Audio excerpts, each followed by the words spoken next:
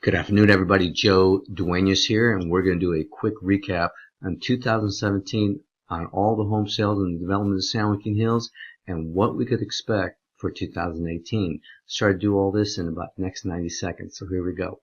First thing we like to look at is what were the total number of home sales for the year. We finished off at 56, and you can see that's very important to note that just in the last 4 or 5 years, that's almost doubled.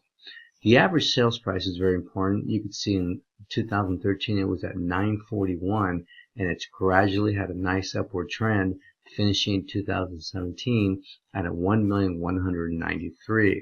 Probably the biggest factor we always like to look at is the appreciation rate.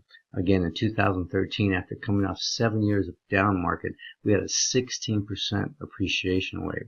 It's gradually gone upward. In 2016, these are big numbers. We saw 1%, and everybody was holding their breath for 2017. You can see we had a very healthy 6%.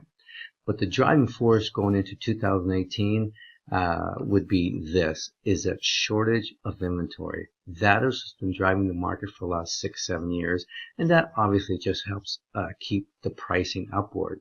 If you want to call a con, there are a numerous amount of homeowners that want to get their home on the market within the community, outside the gates, but throughout the county. But the question they keep asking themselves is, where will I go? It just doesn't make fiscal sense when you're moving up and you sell for $1.2 million, but what you really want now is about $1.7 million. So that's still going to remain a challenge. Second of all, the tax incentives or de-incentives, however you want to look at it, that came late in the year, and that's going to affect a lot of people in a lot of different ways. But if you wanted to ask me what to look forward to as far as 2018, I think the best phrase I could say is, if you're going into the market buying or selling, buckle up. Well, I use that term buckle up for a reason. Since 1988, I've had the good fortune of being involved in several different market conditions. However, it seems when we get into these extreme conditions, heavy on the seller side, heavy on the buyer side, that's when, although there are plenty of opportunities, the challenges seem to be right behind them.